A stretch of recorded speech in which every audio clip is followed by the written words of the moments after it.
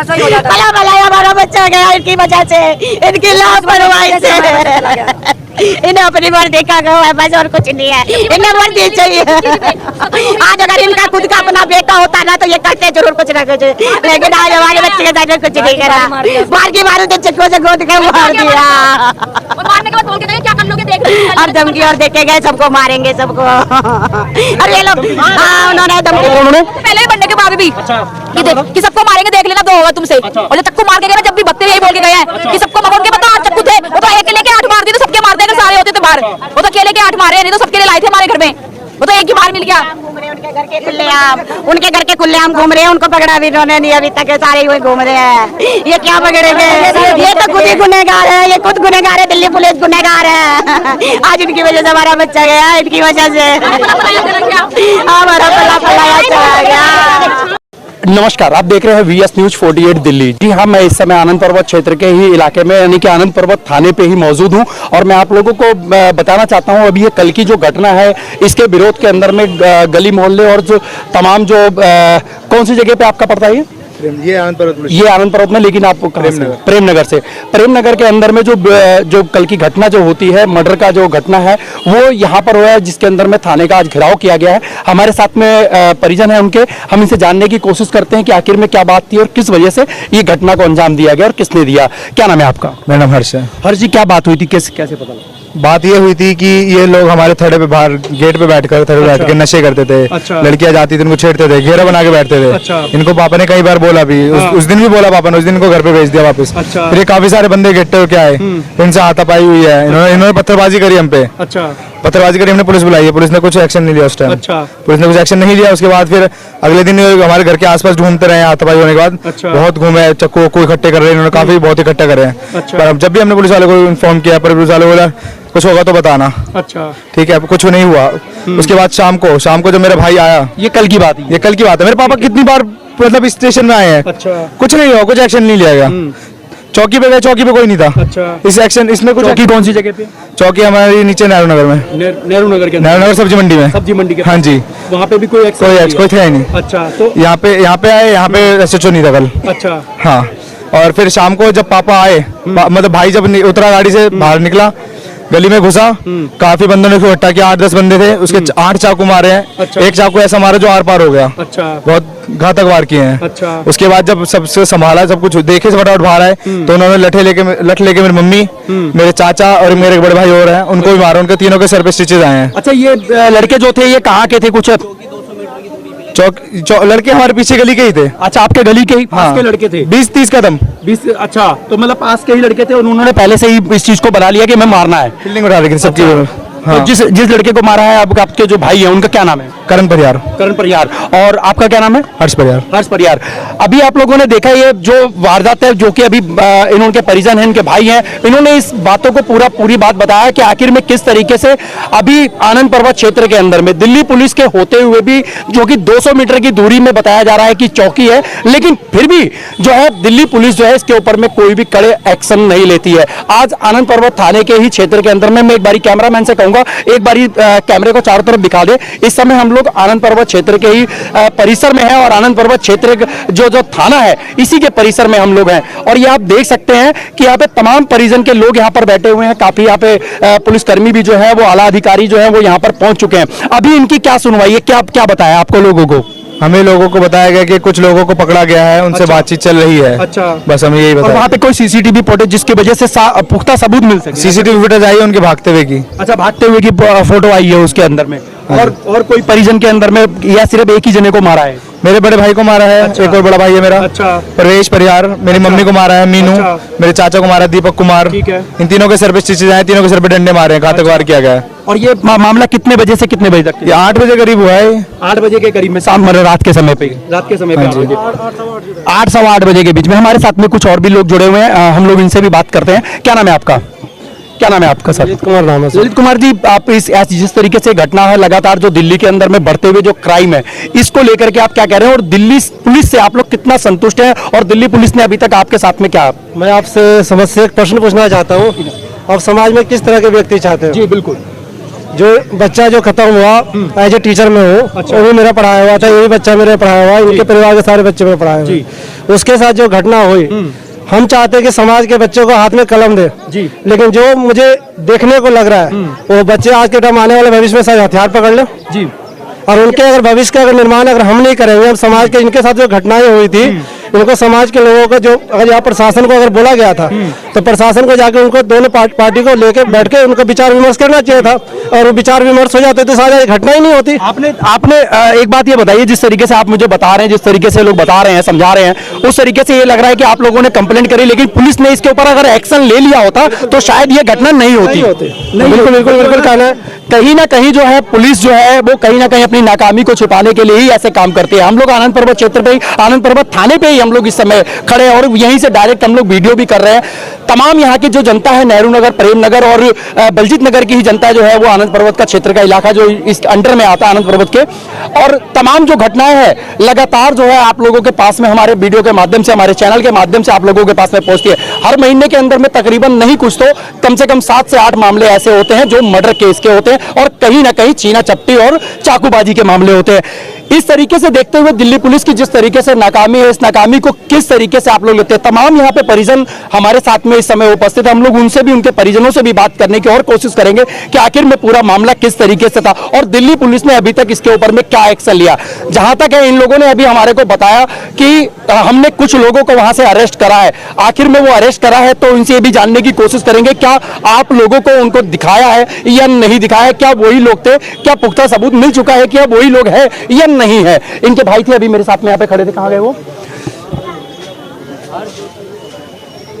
अभी तमाम लोगों के बीच में यहाँ पर हैं और पुलिस से जो है बात चल रही है। मैं कैमरामैन से कहूंगा आप आगे आए और एक बारी उधर भी हम लोग जानने की कोशिश करते हैं कि दिल्ली पुलिस अभी क्या किस निर्णय पे पहुंची है। 1 मिनट रुकिएगा, 1 मिनट रुकिएगा चाचा जी, 1 मिनट रुकिएगा, इधर ले आओ भैया, 1 मिनट। नमस्कार अब इधर फिर से लीजिए।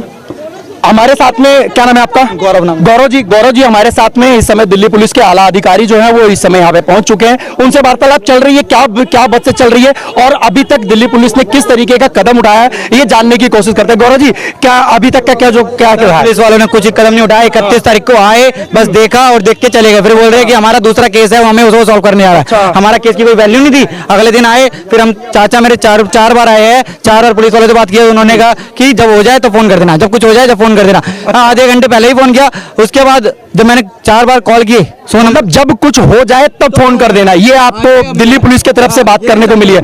ये आप लोग रिकॉर्डिंग में आपको सुनवा दूंगा पुलिस वालों की। जी, ये मैं आप लोगों को बता दूं, यानी कि कोई क्राइम हो जाए उसके बाद में दिल्ली पुलिस को फोन कर देना। सर, अगर इस तरीके से अगर आप लोगों को देखा जाए तो आखिर में ये कहां तक सही है? ये लोग तमाम जनता हमारी वीडियो को देखती है, तमाम जनता के साथ में हम लोग लगातार बने हुए वीडियो के माध्यम से ये दिखाया जाता है कि कहीं ना कहीं दिल्ली पुलिस जो है इस काम को लेकर के और इस तरीके के अगर क्राइम अगर होते हैं तो आखिर में दिल्ली पुलिस इसके ऊपर में जब पहले पता लग जाता है तो क्यों नहीं उसके ऊपर में रोक लगाती है। अगर इसको कड़े कदम के साथ में अगर उठाया जाता है, इनकी बातों पर अगर विश्वास करके और अपने काम को कानून के हिसाब से अगर उस चीज को अंजाम दिया जाता है तो कहीं ना कहीं ऐसी वारदात को जो है वो रोकने में इनका अहम भूमिका होती। लेकिन दिल्ली पुलिस के ऊपर में लगातार जो सवाल उठ रहे हैं ये परिजनों के हिसाब से भी है, लोगों ने भी हमें जिस तरीके से बताया, आपको वीडियो के माध्यम से हम लोग दिखा रहे हैं। हमारे साथ में सर खड़े हैं। मैं आपसे 2 बातें करना चाहूंगा सर।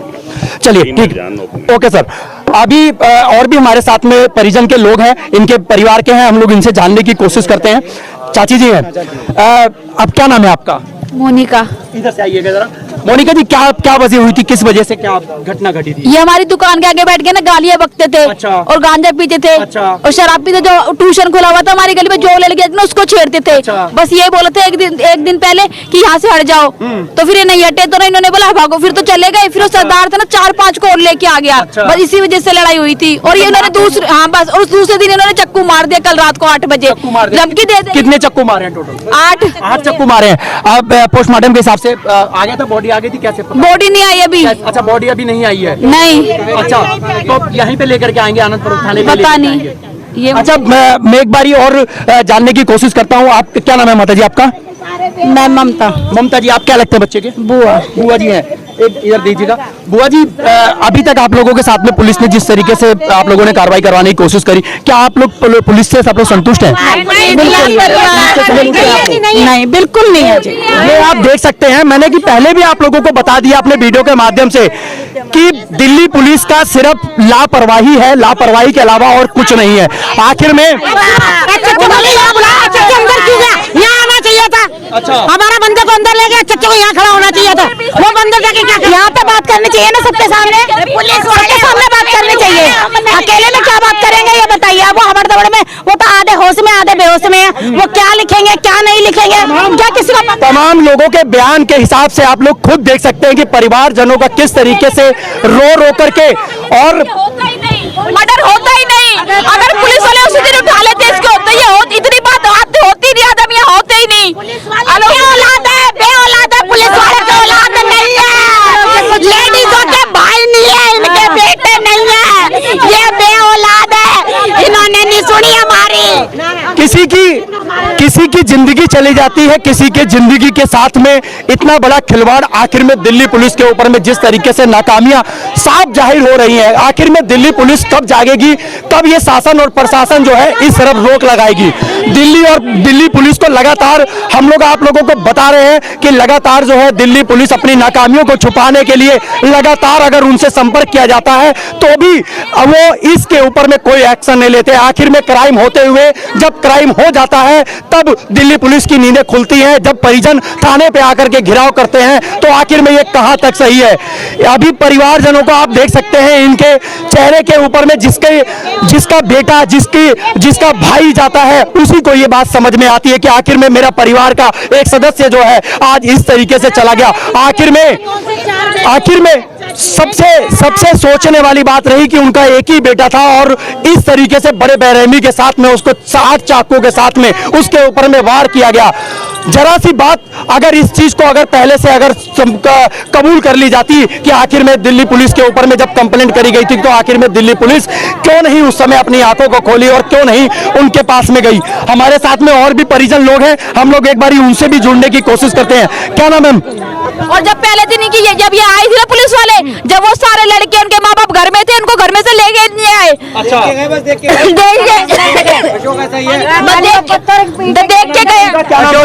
अशोक ऐसाई हाँ। अच्छा। और उनके साथ एक कांस्टेबल आया था, उनका नाम मेरे को पता नहीं, लेकिन अशोक ऐसाई का मैं जानता हूँ अच्छे से। अच्छा। वो उन्होंने आके बोला कि मेरा दूसरा केस है, मैं वो सॉल्व करने जा रहा हूँ। अच्छा। मेरे को यहाँ पे कोई मतलब नहीं है। अच्छा, उनका कोई मतलब नहीं था। अच्छा, अभी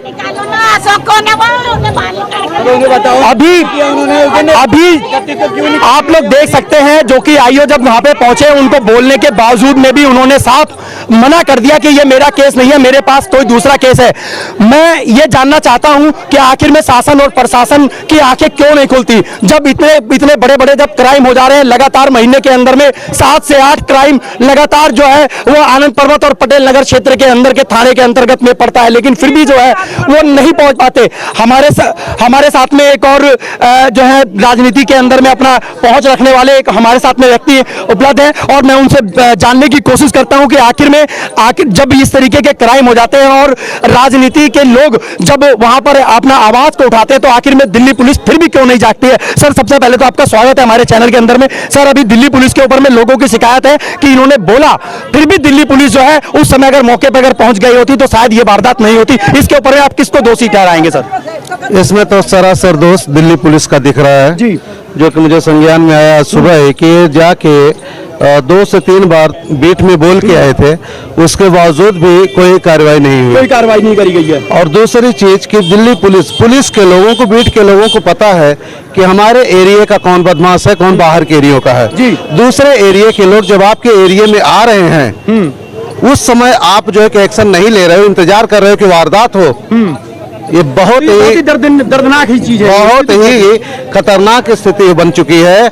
अगर दिल्ली पुलिस मात्र और मात्र पैसे उगाही के लिए बीटों में बैठी हुई है तो मैं तो यही कहूंगा कि जनता कटोरा उठा लेगी कल परसों में और हम क्षेत्र से भीख मांग के थाने में लाके जमा करेंगे। अब ये 100% 100% जो है सही बात कही है आज सर ने, और इनकी बातों के ऊपर में आज पूरा जो है हमें भी गर्व है कि आखिर में दिल्ली पुलिस क्या पैसे के लिए ही बनी है? क्या उसके घर में पैसा चाहिए? क्या उनका हमारे दिए हुए टैक्स के पैसों से घर बढ़ता है या नहीं बढ़ता, या उनका घर चलता है या नहीं चलता? आखिर में ये जनता आज सवाल पूछ रही है कि आखिर में हमारे ही टैक्स के पैसे से जब उनको सैलरी मिलती है, उनको तनख्वाह मिलती है, तो आखिर में हमारा बच्चा क्यों मारा जाता है?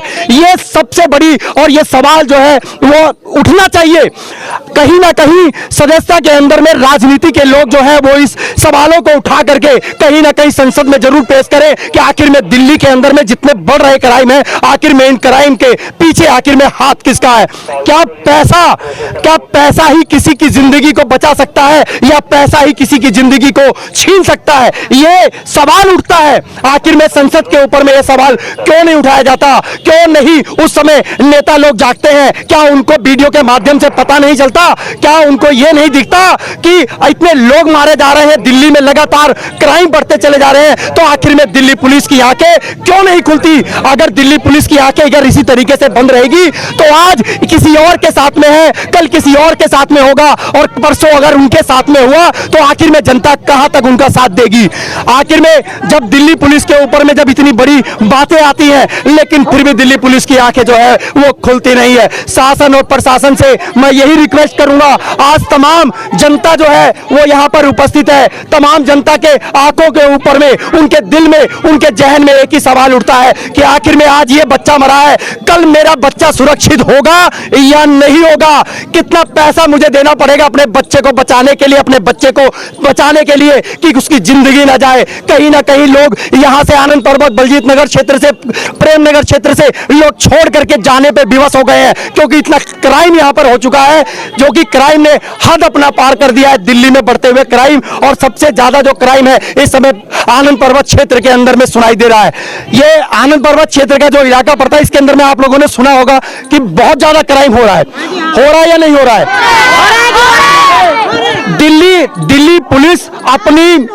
दिल्ली पुलिस से आप लोग संतुष्ट हैं? आप लोग संतुष्ट हैं? आप लोग संतुष्ट हैं?